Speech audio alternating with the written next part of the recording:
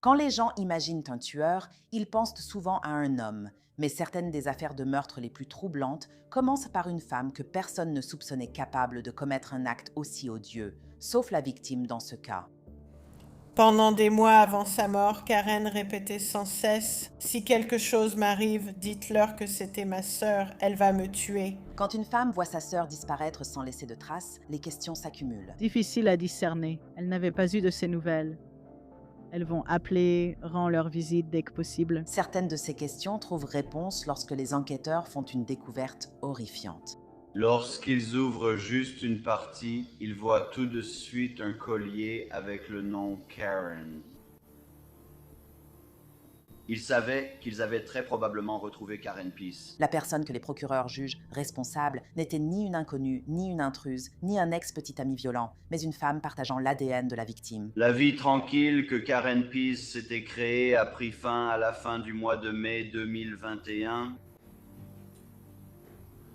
Et elle a pris fin aux mains de cette femme juste là, Deborah Patton, sa seule sœur. Nous allons examiner comment cette relation familiale s'est détériorée jusqu'au drame. Je suis Elisabeth Milner, bienvenue dans ce nouvel épisode de Criminel.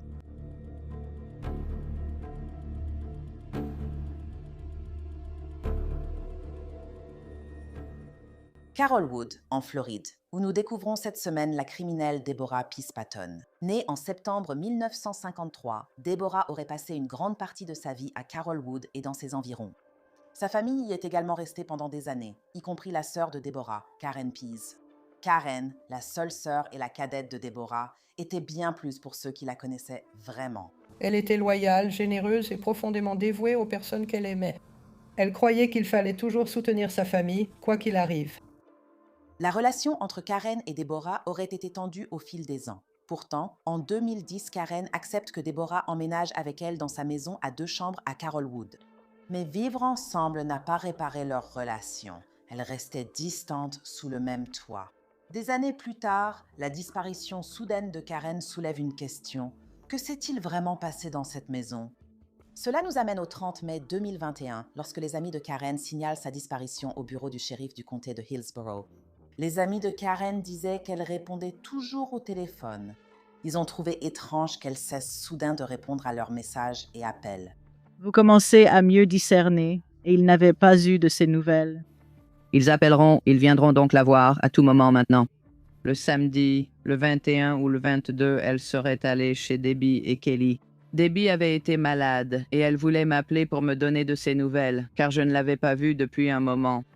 Et si elle allait bien et que je n'avais jamais reçu ce coup de fil qui a tout déclenché, et puis quand on a continué à lui envoyer des messages sur différentes choses et que je lui ai envoyé un message à propos des cheveux et qu'elle n'a pas répondu, sauf pour dire outpast, ce outpast m'a vraiment rendu très nerveux. Les amis de Karen disent qu'ils sont passés chez elle juste pour s'assurer que ce n'était pas un simple hasard. C'est là qu'ils ont remarqué sa voiture devant la maison, mais pas de Karen.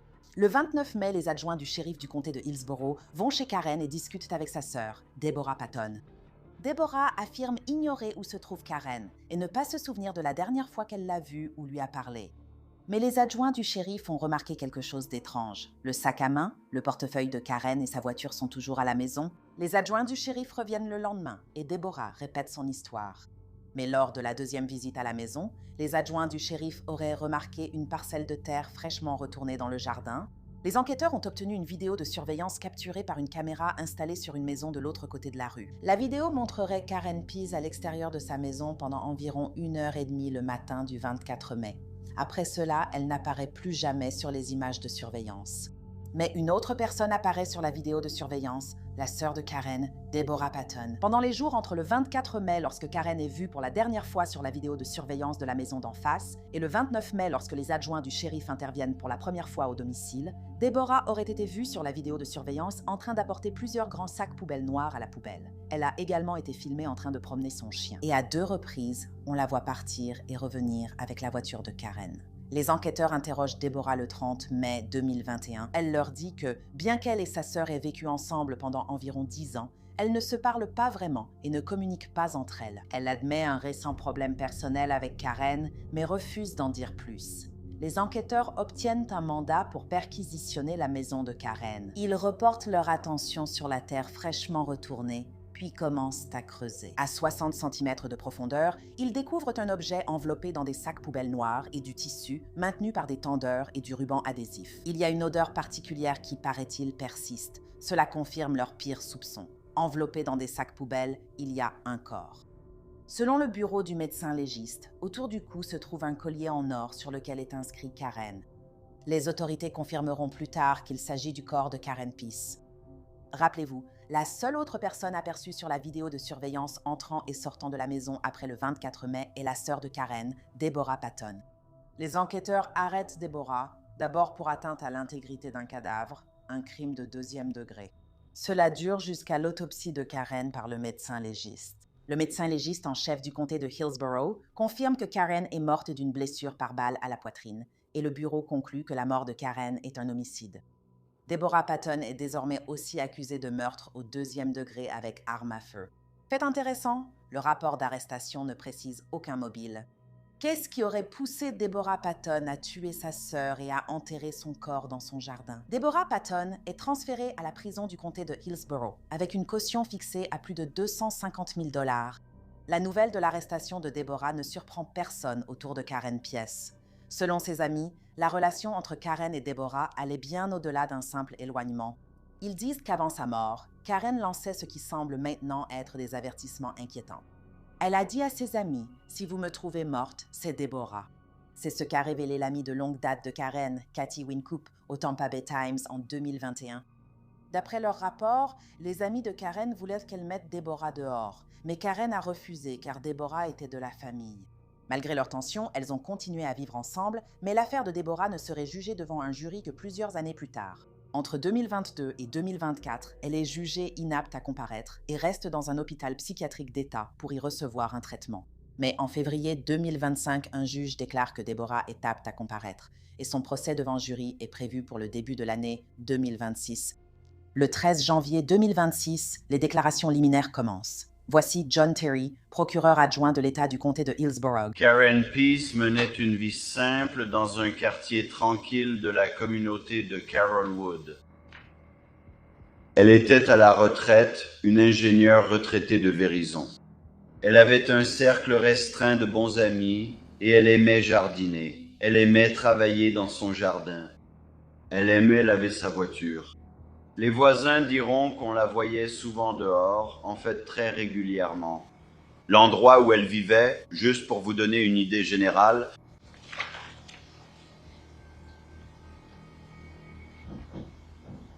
c'était là, à l'emplacement de l'Épingle Rouge, chez elle. C'est une maison avec 2 chambres. Elle y vivait, c'était chez elle, elle l'a achetée. Elle y a d'abord vécu avec ses parents jusqu'à ce que ses 2 parents décèdent. Et ensuite, elle y a finalement vécu avec sa sœur, Deborah Patton. Deborah Patton et Karen Peace ne s'entendaient pas. Elles ne communiquaient pas. Les amis diront que pendant un certain temps, Deborah sortait parfois quand ils étaient là, mais ensuite, elle ne sortait même plus avec eux quand ils étaient présents. Et quand elle le faisait, elle ne les saluait même pas. Il pouvait ressentir, voir et percevoir la tension entre ces 2 sœurs qui vivaient ensemble dans cette résidence.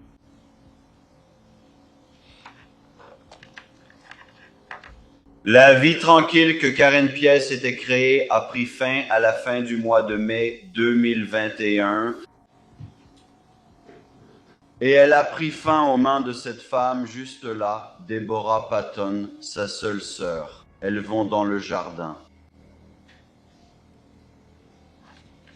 Et c'est là que Debbie voit ceci.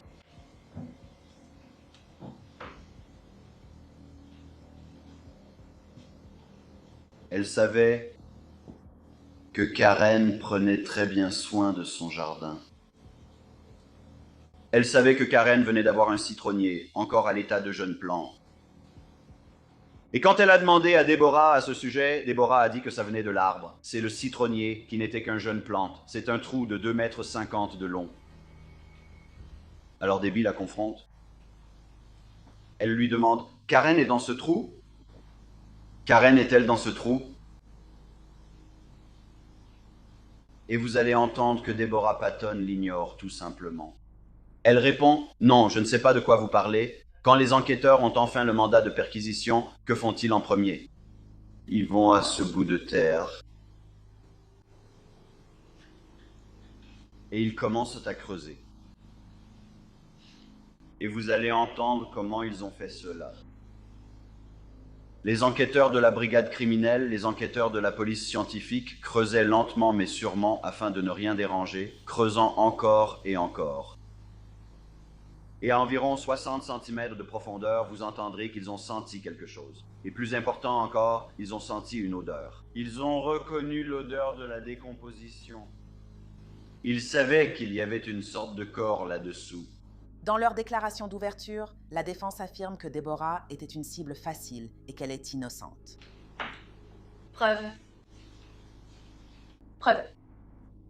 Au-delà de tout soupçon et de tout doute raisonnable. C'est la charge que les procureurs se sont imposés lorsqu'ils ont déposé l'accusation de meurtre au second degré contre Deborah Patton, pour prouver leurs allégations avec des faits et des preuves. Et Deborah Patton est arrêtée, inculpée et se tient ici devant vous, non pas parce qu'ils ont trouvé une preuve qu'elle a tué Karen Pease, non pas parce qu'ils ont trouvé un quelconque élément prouvant qu'elle a tué Mademoiselle Pease. Elle est accusée de meurtre au second degré, sans aucune preuve de ce qui s'est passé lors de la mort de Karen Pease. Mais elle se trouve ici simplement parce qu'ils ne savaient tout simplement pas quoi faire d'autre à ce moment-là. Et même si cela a pu suffire de leur point de vue à l'arrêter à ce moment-là, cela n'est pas suffisant pour vous. Mademoiselle Patton est innocente, aussi innocente qu'elle l'est encore aujourd'hui. Vous n'avez entendu aucun élément de preuve. Vous n'avez vu aucune preuve. Vous n'avez entendu aucun témoin. Elle est innocente. Cela ne changera à aucun moment pendant ce procès. Je vous demande de rendre un verdict de non-culpabilité. Les premiers témoins entendus par le jury sont les proches amis de Karen, comme Pam Nelson. Et quand tu étais là, est-ce que Deborah se joignait à vous et traînait avec vous? Au début, oui. Au début, d'accord. Est-ce qu'il est arrivé un moment où vous avez remarqué qu'il se passait quelque chose entre eux deux au niveau de leur relation? Oui. Avez-vous remarqué qu'elles commençaient à prendre leur distance? Eh bien, quand nous allions chez elle, Karen avait une véranda avec moustiquaire dans laquelle elle avait mis des fenêtres. Et c'est là que nous nous asseyions parce que la plupart d'entre nous fumaient à l'époque. Des cigarettes. Et Deborah sortait, on jouait à des jeux et on buvait. Et au début, elle sortait. Elle buvait toujours du vin, elle s'asseyait avec nous et jouait à des jeux. Et puis, elle sortait simplement pour nous parler, mais elle ne s'arrêtait plus pour jouer avec nous. Et plus tard, elle ne faisait que passer. Elle emmenait Buddy, son chien, dans le jardin pour qu'il fasse ses besoins. Et elle passait sans nous parler du tout. Parfois, on venait chez elle sans qu'elle sorte de sa chambre. Lors du témoignage de Pam, elle explique avoir compris qu'il se passait quelque chose à cause de certains messages reçus de Karen qui ne semblaient pas vraiment venir d'elle. Karen aimait-elle se faire coiffer? Oui, elle se plaignait d'avoir les cheveux trop longs. Quand le Covid a commencé, une coiffeuse venait chez nous pour les couper. Je lui ai dit que j'allais écrire à Linda pour fixer un rendez-vous. Et donc, c'est ce que j'ai fait. Et as-tu pu obtenir un rendez-vous? Oui, j'ai eu ce rendez-vous. Et je lui ai envoyé un message le lendemain pour lui dire que j'avais eu ce rendez-vous. Est-ce que ça te va? Et jeudi, j'ai reçu un message en retour qui disait « Je passe ». Est-ce que ça ressemblait à quelque chose que Karen te dirait? Karen ne donnait jamais de réponse aussi brève. Elle avait toujours une raison pour laquelle elle ne viendrait pas, ou tu sais. Elle donnait toujours une longue explication. Et se faire couper les cheveux, c'était quelque chose qu'elle aimait faire, et elle en avait envie. Oui, elle était très exigeante avec ses cheveux. C'est ça. Donc, est-ce que ça vous a inquiété? Oui, c'était jeudi, et j'ai envoyé un message à Kelly parce que nous n'avions pas eu de nouvelles d'elle. Elle devait aller chez Kelly et Debbie le samedi suivant, le 22. Parce que Debbie avait été malade. Elle devait m'appeler pour me donner de ses nouvelles, car je ne l'avais pas vue depuis un moment. Je n'ai jamais reçu cet appel, ce qui a tout déclenché. Et puis, Quand on a continué à lui envoyer des messages sur différentes choses et que je lui ai envoyé un texto à propos des cheveux et qu'elle n'a pas répondu, sauf pour dire sorti, et ce sorti m'a rendue très nerveuse. Le jury entend aussi ce jour-là le témoignage de Deborah Washon, amie de Karen. Selon son témoignage, Karen était une jardinière très méticuleuse. Tout était toujours en ordre. Voyant une grande parcelle de terre retournée, elle a jugé impossible que Karen ait pu faire cela. Et donc, quand vous avez vu cela, avez-vous dit quelque chose à Déborah? Oui, j'ai dit quelque chose. Qu'est-ce que vous avez dit? J'ai dit ce que je pensais, à savoir... Karen est là-dedans, n'est-ce pas? Et qu'est-ce que Déborah vous a dit? Elle n'a pas répondu verbalement. Elle a pincé les lèvres et a secoué légèrement la tête d'avant en arrière. D'accord. Elle a juste pincé les lèvres et a fait comme ça. Très bien, qu'est-ce que vous avez fait à ce moment-là? Eh bien, avant ça, je lui avais demandé « Où est Karen ?» et elle n'a pas vraiment répondu. Elle a peut-être marmonné quelque chose, je ne sais pas, mais elle disait juste « Je ne sais pas, c'est ce que je pense qu'elle a dit. » Vous lui avez demandé où était Karen, elle a répondu qu'elle ne savait pas. Oui, c'est exact. Ensuite, en voyant ce bout de terre, vous l'avez confronté et affirmé que Karen s'y trouvait. J'ai dit « Karen est là-dedans, n'est-ce pas ?» D'accord? Elle ne t'a tout simplement pas vraiment répondu. Elle n'a pas répondu. Après avoir entendu les amis de Karen, l'accusation fait témoigner plusieurs agents du shérif du comté de Hillsborough qui ont enquêté sur l'affaire. Leur témoignage relie les éléments. Voici le shérif adjoint Daniel Zintak du bureau du shérif du comté de Hillsborough. Qu'avez-vous vu en entrant dans le jardin? Le jardin était impeccable, à l'exception d'une zone de terre au milieu du terrain. Et voici la pièce à conviction 19B. B. Est-ce que ce tas de terre est celui auquel vous faites référence? Oui. Y a-t-il eu d'autres conversations avec mademoiselle Patton?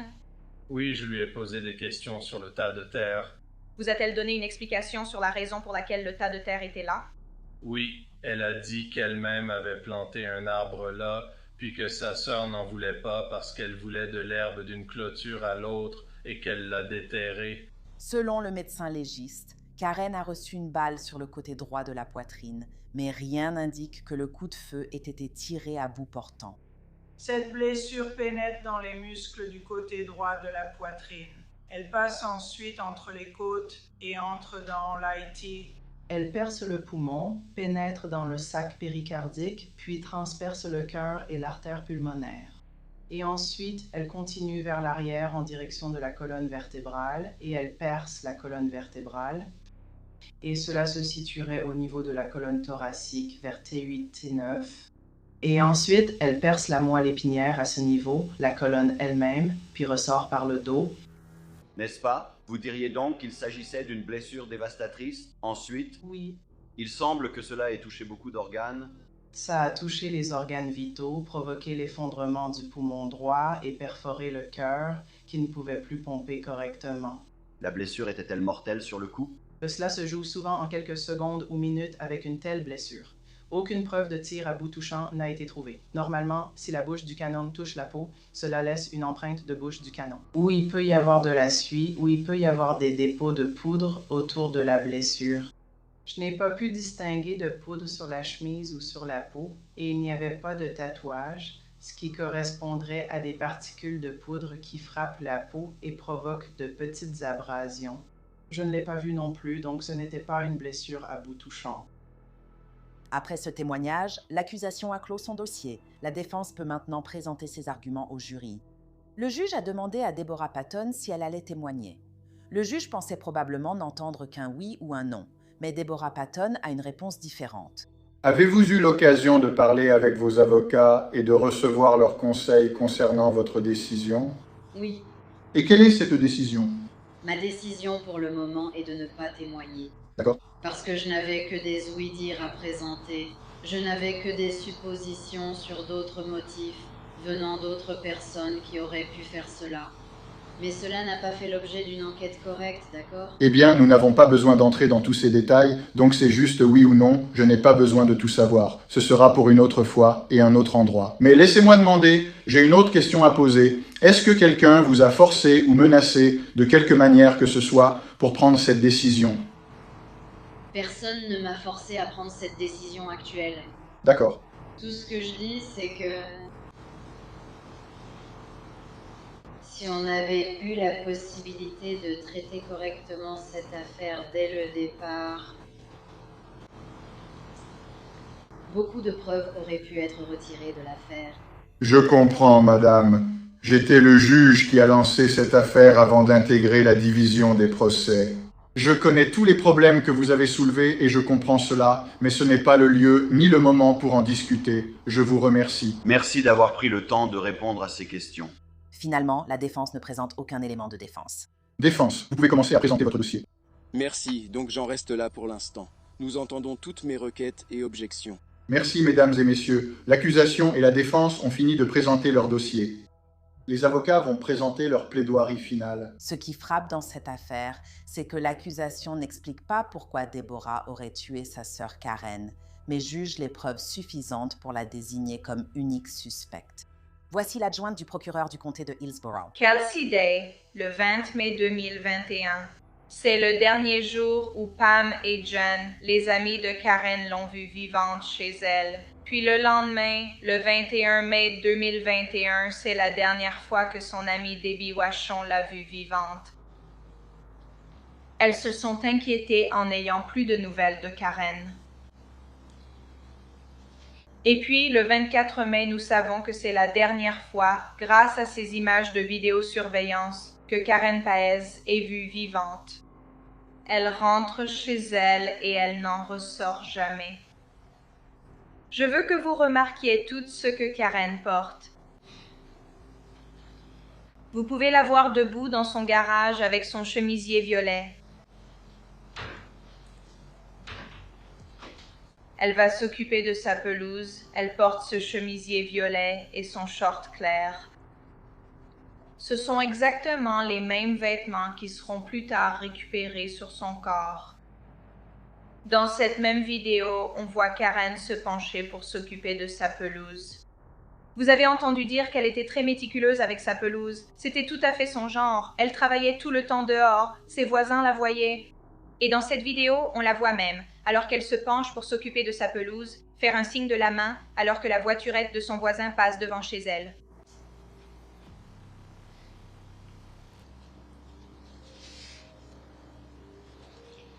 Lorsque Karen rentre dans son garage et ferme la porte vers midi ce jour-là, elle ne ressort jamais. C'est la dernière fois que quelqu'un la voit hors de chez elle. Et en parlant avec Deborah, ils ont expliqué que son attitude était toujours très calme.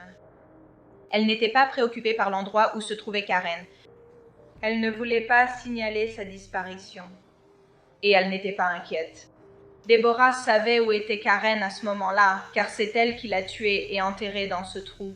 Pour prouver un meurtre au second degré, l'État de Floride doit prouver que, premièrement, Karen Paez est morte. Nous le savons. On a retrouvé son corps. Il est convenu, les deux parties sont d'accord que le corps était celui de Karen Paez. Deuxièmement, la mort a été causée par l'acte criminel de Deborah Patton. Karen Paez a été tuée d'une balle dans la poitrine. Karen Paez a été tuée d'une balle dans la poitrine chez elle. La seule autre personne qui est entrée et sortie de cette maison était Deborah Patton.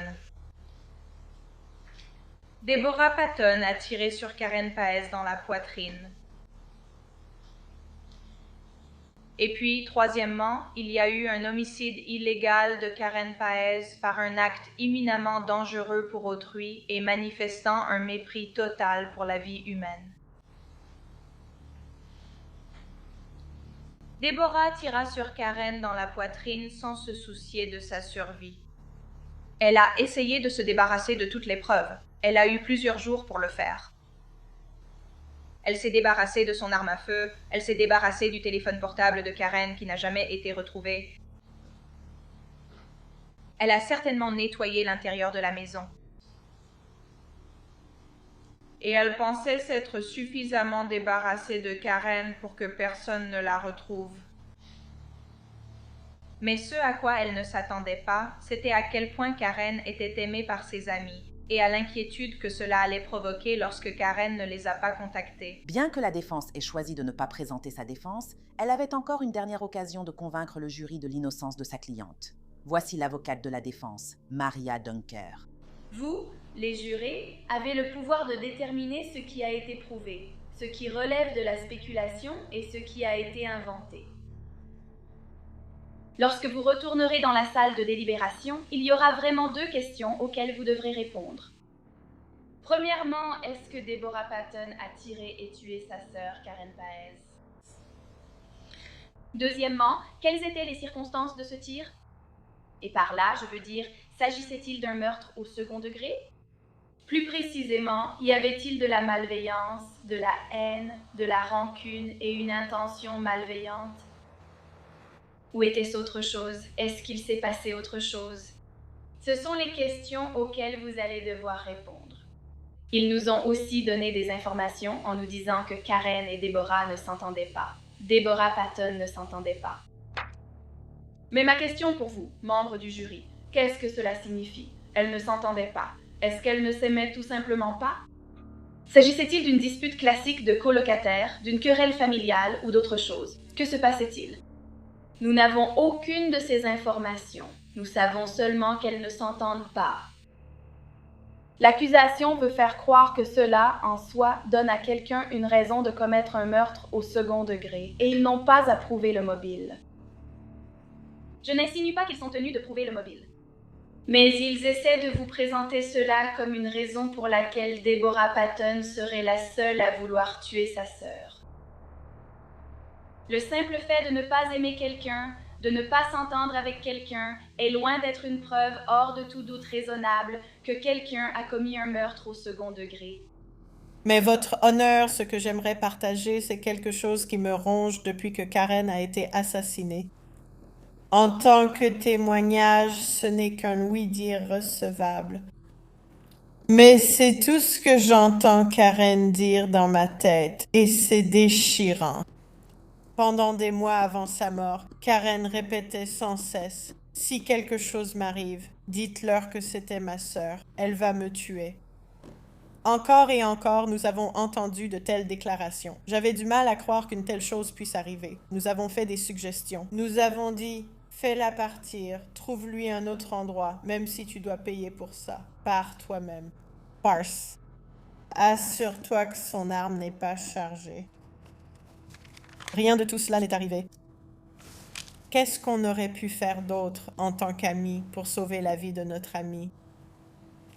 Donc, dans mon esprit, alors que j'entends encore ces mots glaçants, Deborah Patton est coupable, non pas de meurtre au second degré, mais de meurtre au premier degré, car elle a fait savoir à sa victime qu'elle prévoyait de la tuer. Y a-t-il un espoir de libération conditionnelle? Je veux qu'elle reste malheureuse et meure en prison. Elle nous a tous rendus malheureux. Elle ne mérite aucune pitié. Si elle en avait l'occasion, elle mettrait sûrement à exécution d'autres menaces proférées contre d'autres membres de la famille. Donc, je vous demande respectueusement de la condamner à la réclusion à perpétuité. Je veux qu'elle meure en prison, votre honneur. Malgré la condamnation de Deborah Patton, elle a un dernier message à adresser au tribunal. Votre honneur, merci. Je ne suis en rien responsable de cela. J'ai bien l'intention de faire appel du verdict. Je pardonne aussi tout ce que je viens d'entendre, même si c'était un mensonge. Père Céleste, je sais que tu as le contrôle souverain sur cette situation, et même si je comprends que le verdict est tombé et que tu vas prononcer la peine, je vais continuer à contester cela. C'est tout ce que j'ai à dire. Mais le juge a eu le dernier mot. Eh bien, je me souviens de ces éléments de preuve. Je me souviens de cette affaire quand elle a été portée devant le tribunal pour la première fois. La façon froide et calculée dont vous avez commis ce crime. Vous prétendez être irréprochable? Oui, c'est vrai. Personne d'autre n'est d'accord avec vous. Et moi, certainement pas. Le jury non plus. Et un jour, vous serez jugé. Si vous êtes une personne qui craint Dieu, alors vous devriez craindre Dieu en ce moment parce que votre crime est que vous êtes un. Le mal qui marche parmi nous vous a convaincu par ce que vous avez fait. Quand j'ai regardé la vidéo et que je vous ai vu prendre calmement la pelle et retourner dans la maison pour enterrer le corps de votre sœur, c'est impensable. Elle n'a pas regardé la vidéo. Ce n'est pas le moment pour vous de parler, c'est le moment pour vous d'écouter. Très bien, je pense que vous croyez que c'est une plaisanterie. Eh bien, profitez du reste de votre vie, parce que je vais vous condamner à la prison à vie. 25 ans est la peine obligatoire, avec crédit pour la détention préventive, mais vous resterez en prison à vie. Reconnu coupable, la décision ayant déjà été rendue. C'est tout ce que j'ai à dire. Eh bien, Deborah a trouvé sa peine risible, mais les amis de Karen ont ressenti autre chose. Du soulagement, sachant que justice a enfin été rendue. Deborah Patton purge une peine à perpétuité à l'établissement correctionnel de Homestead en Floride. Merci de m'avoir rejointe pour cet épisode. Je suis Elisabeth Milner et on se retrouve ici la semaine prochaine avec une autre criminelle.